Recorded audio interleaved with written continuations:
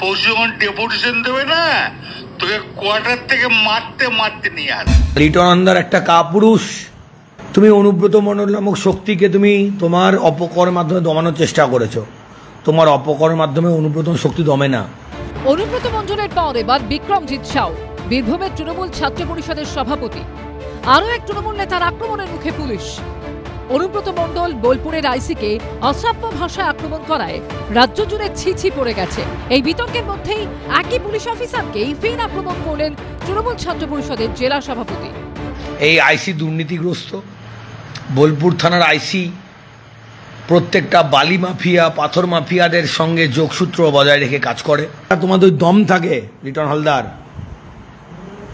তুমি অনুব্রত মণ্ডলের এগেনস্টে, বীরভূম জেলা তৃণমূল ছাত্র পরিষদের এগেনস্টে এবং বীরভূম জেলা তথা সাধারণ ছাত্র ছাত্রীদের এগেনস্টে একটা এফআইআর করে দেখিও। পুলিশকে তৃণমূল ছাত্র পরিষদের নেতার আক্রমণ ঘিরে বিতর্ক তৈরি হতেই তড়িঘড়ি তাকে 6 বছরের জন্য সাসপেন্ড করল দল। আমরা তাকে 6 বছরের জন্য সাসপেন্ড করেছি। তার বক্তব্য যা ছিল তার দলীয় দল তাকে সমর্থন করে না। আমরা বিগত দিনেও বিক্রমজিৎকেও সতর্ক করেছিলাম এবং আমরা আরও কয়েকজনকে সতর্ক করেছি, যাদের ক্ষেত্রে আমাদের মনে হয়েছে যাদের সোশ্যাল মিডিয়ায় বক্তব্য বা তাদের আদব কায়দা বা তাদের বিভিন্ন ভূমিকা যা দলের শৃঙ্খলা ভঙ্গ করছে, সেই ক্ষেত্রে তারা যাতে কোনো রকমভাবে পার না পায়। শুধু সাসপেন্ড নয়, শতপ্রণোদিত মামলা করে সদ্য সাসপেন্ডেড টিএমসিপি নেতা বিক্রমজিৎ সাউয়ের বিরুদ্ধে এফআইআর দায়ের করেছে সিউড়ি থানা।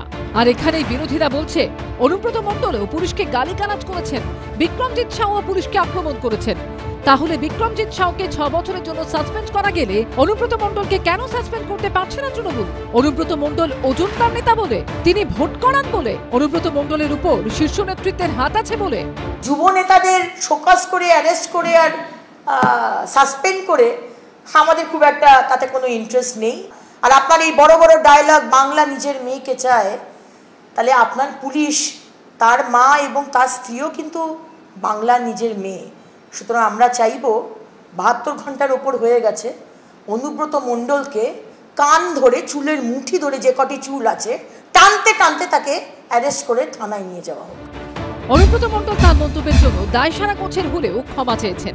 বিতর্কের মুখে পড়ে ক্ষমা চান বিক্রমজিৎ। বিজেপির কিছু আইটি সেল এইটা নিয়ে খুব লাফালাফি করছিল, সেই মুহূর্তে একটা আবেগের বশে একটা লাইভ হয়েছে। যদি এক্ষেত্রে কাউরির ভাবাবেগে কোনো আঘাত দিয়ে থাকি তাহলে আমি ক্ষমা প্রার্থী। দেখুন, আমি আবারও বলছি, দলীয় নেতার প্রতি আবেগ থাকতেই পারে, কারণ অনুব্রত মণ্ডল দুর্দিনে দলের নেতৃত্ব দিয়েছেন। এই অনুব্রত মণ্ডলের পরিবারের উপর দীর্ঘদিন আক্রমণ হয়েছে, তাই স্বাভাবিকভাবেই লোকাল স্তরে আবেগ থাকতেই পারে কর্মীদের, সেই আবেগ থাকাটা স্বাভাবিকও। কিন্তু যখন কোনো মানুষের বিরুদ্ধে এই ধরনের অভিযোগ ওঠে, দল তো সেই অভিযোগকে এন্ডোর্স করে না। অনুব্রত মণ্ডলের বিরুদ্ধে এফআইআর করেছে পুলিশ। অন্যদিকে সদ্য সাসপেন্ডেড টিএমসিপি নেতার বিরুদ্ধেও এফআইআর দায়ের হয়েছে। প্রশ্ন হলো, এই দুজনকে কবে গ্রেফতার করা হবে? ডেফিনেটলি কঠোর অ্যাকশন নেওয়া উচিত, যাতে এই ধরনের ভাষা একটা যারা আইন রক্ষার কাজ করে থাকে, মানুষের জীবন সম্পত্তি রক্ষার কাজ যারা সরকারিভাবে পালন করে থাকে, তাদের উপরে এই ধরনের ভাষা প্রয়োগ করার ক্ষেত্রে মানুষ দরবার ভাবে। অবশ্যই পুলিশের মনোবল ভাঙবে, একদম ভাঙার সেখানে সম্ভাবনা রয়েছে।